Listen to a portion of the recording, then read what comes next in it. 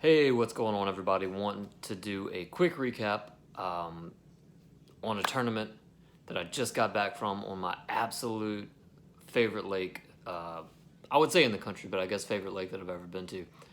Toledo Bend. What just a phenomenal place, man. Um, if I could go anywhere, and if I had to just pick one place to fish for the rest of my days, that would be it. Absolutely love that place. All that being said, the tournament for me was a character building experience. That's just a way to put a spin on. I really sucked and I really got my butt kicked, but I took some things away from it. And I want to take the video is going to be about kind of clearing up a cliche that you hear a lot.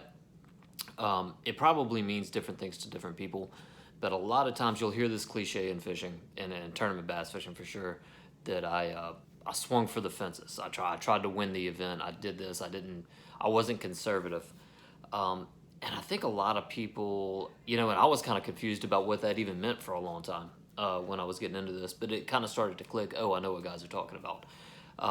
So just I'll jump right into it, man. A breakdown of what I did. I hadn't been to the lake in about 3 weeks, maybe a month, and had no practice. I got to the room that I was staying at about 10 o'clock Friday night, so I didn't even really get a chance to look at the water.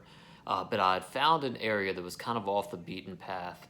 And that's normally not my deal. I don't mind fishing in a crowd. I don't mind fishing community holes. That's just kind of how I learned to fish. Everything was crowded. And I always thought, well, I'm just going to find a way to catch them better than other people and find little details and really dial it in. But I've decided to try a different approach because the area that I found 3 weeks ago, like I said, it was out of the way. And it was really dirty water, really shallow water, and I had a really, good quality fish on a swim jig. And I wasn't getting a lot of bites, but everything I caught there 3 weeks ago was over 18. So I thought that was a place that I could go and win. And kind of where I went wrong, don't get me wrong, some good bags were caught, but the winning total wasn't nearly what I thought it would be. I thought it would be mid-90s. And I thought that's what I needed to win, so that's what I wanted to go catch. I knew I wasn't going to get many bites.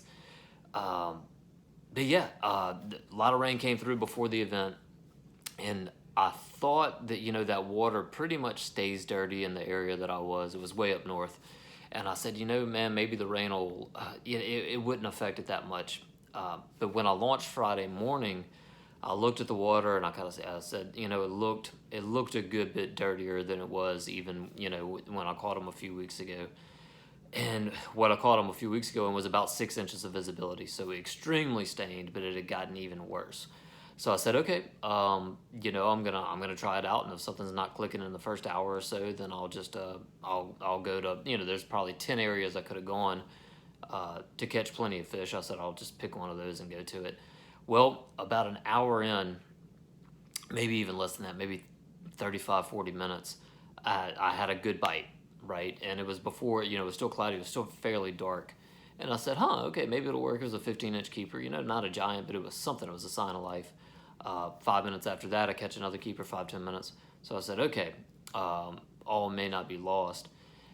Sun came up a little better and slowed down a bit. I got to see really how dirty the water was, and there was a lot of mixing. So you would go 20 yards this way, and it'd be a patch of just thick mud you couldn't even see in. You go another 50 yards, and it would be this weird blue-green algae kind of color.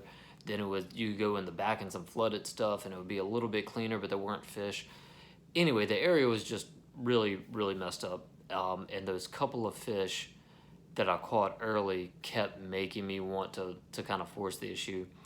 About 11 o'clock, 11:30, I said, you know what, I'm just going to go catch 5. I'm not going to win it, but, I'll just go catch some fish and have a good time. Well, as soon as I thought that, caught another decent little fish. So I said, okay, well, maybe I'll stay and maybe I'll put together, 5 average ones from this area. That ended up not happening. I ended the day with 4 keepers. And congratulations, by the way, to Thomas Fontenot on the win. Man, Thomas is a fantastic angler. I fished around Thomas a good bit. And he was kind of he's had a bunch of close calls. So I was really glad to see Thomas Fontenot get that win. Anyway, like I said, it was a swing for the fences deal. I went to, what that means to me is going to an area where you think you're not going to get many bites, but the quality is definitely there and there's not going to be a lot of pressure. In my mind, that's what that means. I'll probably not do it again. Honestly, thinking back on all the events that I've gotten a top 3 in, it's always been kind of community stuff and just dialing that bite in a little better than the competition, and staying around a lot of fish in a stable area where I know I can get bites. That seems to be where I shine.